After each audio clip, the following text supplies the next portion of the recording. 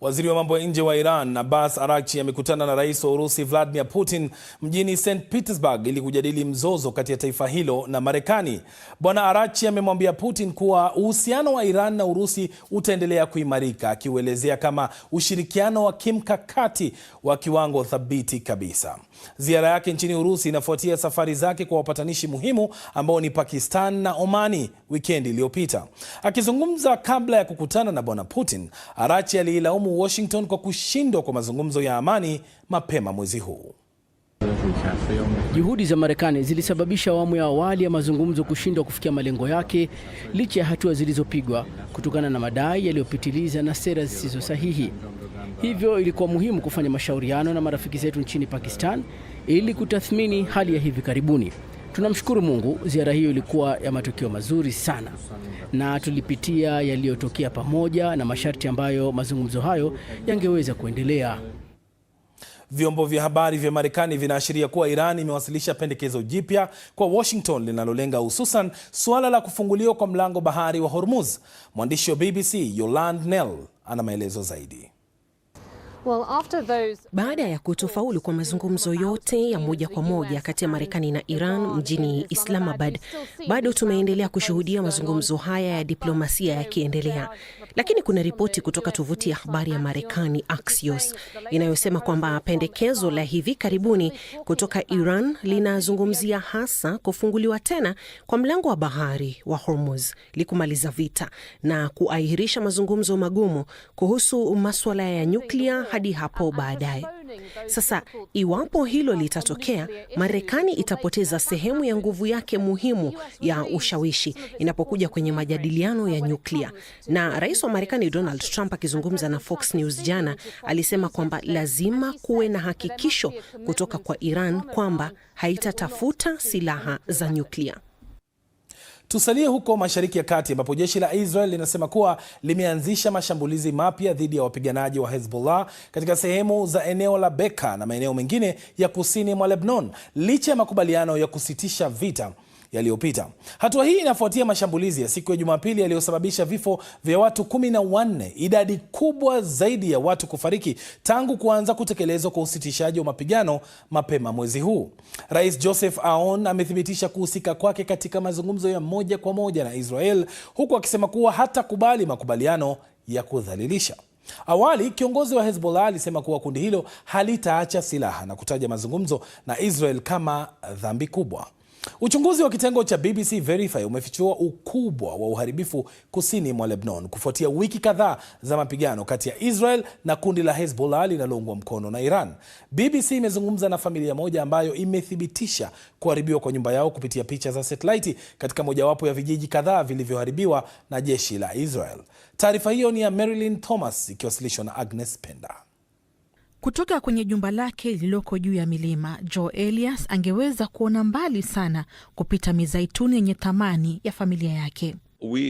Tulipanda mizaituni mingi sana kando kando mwa nyumba yangu na sehemu nyinginezo ambazo baba yangu na pia babu yangu walipanda. Katika kijiji cha Kuza cha familia yake karibu na mpaka wa Israeli, Joe na mke wake Diana wanakumbuka likizo walizokuwa nazo wakiwa na wana wao 6.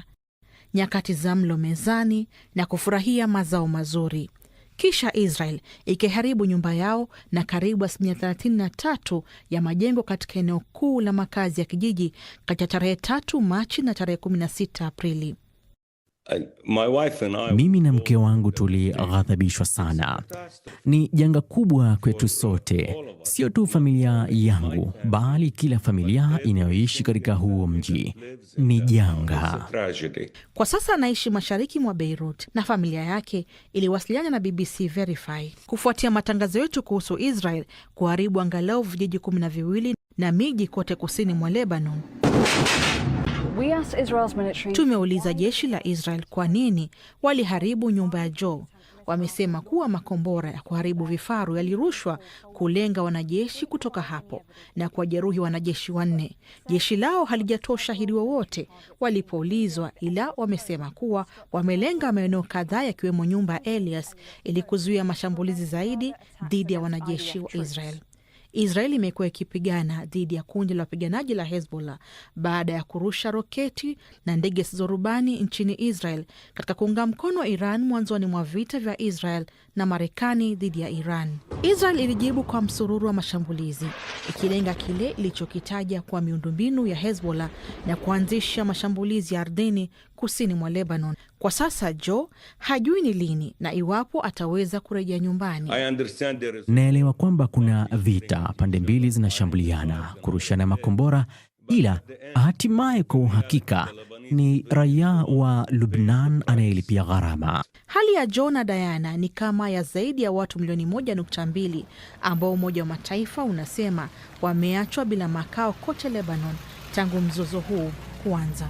Tugeuke taarifa nyingine sasa. Mshukiwa katika tukio la ufiatuaji wa risasi wakati wa hafla ya waandishi wa habari wa ikulu ya White House mjini Washington DC siku ya Jumamosi usiku anatarajiwa kufikishwa mahakamani hii leo. Picha hizi za CCTV zilizochapishwa na Rais Trump kwenye akaunti yake ya Truth Social zinaonyesha mshukiwa aliyekuwa na silaha akikimbia na kujaribu kupita eneo la walinda usalama. Rais na makamu wake wote walihudhuria hafla hiyo. Donald Trump amekuwa akizungumza na mshirika wetu wa Marekani CBS News kuhusu matukio yaliyofuata baada ya maafisa wa kikosi cha ujasusi kumwambia aondoke mezani kwake. Nilikuwa nimesimama alafu nikageuka upande mwingine na hapo nikaanza kutembea tena. Nikawa nimeinama kidogo kwa sababu unajua sikutaka kuwa kama nimesimama hivi nionekane. Lakini nilikuwa natoka nje. Nikiwa nimefika katikati hapo wakasema shuka chini, lala chini, tafadhali lala chini haraka. Papo hapo nilijibwaga chini na pia mama wa taifa alijibwaga. Tusalie katika tukio hilo. Kuna maswali mengi kuhusu lengo la mshukiwa na kiwango cha ulinzi kilichokuwa katika eneo hilo la tukio. Maelezo zaidi sasa na mwandishi wetu Peter Bowes. Wenyeji wa eneo hilo, majirani, wamekuwa wakizungumzia na kuonyesha kushangazwa na kilichotokea, wakimwelezea kama mtu mzuri, amesoma mtandaoni, amejitambulisha kama mhandisi wa mitambo na pia mwalimu, na inaonekana anaheshimika sana katika eneo hilo. Huyo ndiye mtu aliyefanya tukio hili. Wakati huo huo, kuna mjadala mkubwa unaoendelea kuhusu ulinzi wa rais na kama tukio hili linaweza kupangiwa kufanyika upya. Donald Trump amesema kwamba anataka lifanyike ndani ya siku 30. Pia aliongeza katika mahojiano hayo na CBS kwamba angependa kuona ulinzi wa ziada kuzunguka eneo la nje, na hilo limekuwa mojawapo ya ukosoaji unaotolewa sio na rais bali na baadhi ya wachambuzi kwamba huenda eneo la nje ya jengo la hoteli lingepaswa kulindwa vizuri zaidi, kwa sababu bado ni jambo la kushangaza kwa wengi kwamba mtu aliyekuwa na bunduki mbili na visu kadhaa aliweza kufika karibu kiasi hicho na rais. Sasa hii ni mara ya tatu kwa tukio la kuogofya la kiusalama kumkuta rais wa Marekani Donald Trump. Mwandishi wa BBC Tom Bettman ambaye alihudhuria hafla hiyo siku ya Jumamosi usiku anaangazia zaidi kuhusu mshukiwa pamoja na hatua zilizochukuliwa kumlinda rais na wasaidizi wake. Taarifa hiyo inawasilishwa na Peter Mwangangi. Kitengo cha upelelezi cha FBI kilivamia nyumba ya mshukiwa huyo huko Los Angeles usiku. Polisi walimtaja kama Cole Thomas Allen mwenye umri wa miaka 31. Katika mitandao ya kijamii anajieleza kama msomi wa sayansi ya kompyuta na mwalimu. Maafisa wanasema huenda alisafiri kwa treni hadi Chicago na kisha kuelekea Washington DC. Alikuwa amejihami kwa bunduki aina ya shotgun, bastola na visu vingi. Alipokuwa akikimbia kupita kituo cha ukaguzi, maafisa wa kitengo cha Secret Service cha Marekani walimkamata. Na huyu ndiye mshukiwa akizuiliwa sakafuni ndani ya hoteli. Alikuwa akikaa hapa kama mgeni, kumaanisha aliweza kufikia eneo ambalo hafla hiyo ilikuwa ikifanyika. Hapo ndipo vifaa vya ukaguzi vilipokuwa ambavyo alikimbilia kabla ya kukabiliwa na maafisa wa usalama. Maafisa wanasema mara tu rais alipokuwa ndani ya ukumbi huo, maafisa wa usalama tayari walikuwa wameuzingira kwa ulinzi. Ilikuwa ndani ya ukumbi huo wakati vurugu ilipotokea. Ili kufika huko, ilibidi tupite kwenye ukaguzi maalum wa mashine, lakini hatukuonyesha kitambulisho na mifuko ilikaguliwa tu kwa mikono. Tumeona wote waliokuwa wamekaa jukwani katika jifa ya waandishi wa habari wakiondolewa. Rais alikuwepo, Kila mtu hapa unaweza kuona yuko chini ya meza kwa sasa. Tuliona vikosi vya usalama vikiingia kwa kasi vikiwa na bunduki. Unaweza kuona kwa sasa jukwani kuna vikosi vya usalama vilivyojihami kwa bunduki. Maafisa wanasema bado wanachunguza nia ya mshukiwa, lakini wanafikiri huenda alikuwa anawalenga maafisa wa utawala na pengine rais. Inasemekana Trump alifichwa katika eneo salama na alichapisha ujumbe kwenye mitandao ya kijamii akisema alitaka shughuli hiyo iendelee, ila maafisa wa usalama walikuwa na mawazo tofauti kuhusu hilo. Tumepita eneo linalokaguliwa kwa usalama, kwa hivyo kwa sasa hawawezi kuturuhusu kurudi ndani.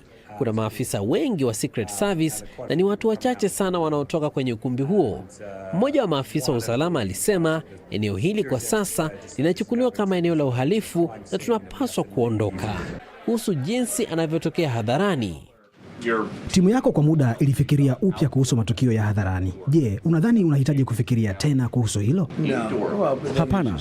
Kwa kawaida haufanyi tu matukio bila kupanga. Siwezi kufanya hivyo, lazima tufanye. Ndani ya ukumbi kulikuwa salama kabisa. Alitoka umbali wa mita 50, kwa hivyo alikuwa mbali sana na chumba tulichokuwepo. Hii ni mara ya 3 katika kipindi cha miaka 2 ambapo mshambuliaji mwenye bunduki amemkaribia Rais Donald Trump. Wakati wa kampeni huko Butler, Pennsylvania, risasi ilimkata sikio lake la kulia. Miezi 2 baadaye, katika uwanja wake wa gofu huko Florida, Trump alikimbizwa eneo salama wakati mtu mwenye bunduki alionekana akijificha karibu na hapo. Wageni walipokuwa wakiondoka Washington Hilton Jumamosi usiku, maafisa walisema hatua za usalama zilimlinda rais. Rais na maafisa wengine 2 wakuu zaidi Marekani walikuwa katika chumba kilichojaa watu wenye nguvu zaidi wa upande wa kushoto wa Marekani. Maswali mengi yameulizwa kuhusu ulinzi wa kiongozi anayependa kutumia muda wake mwingi hadharani mbele ya umma.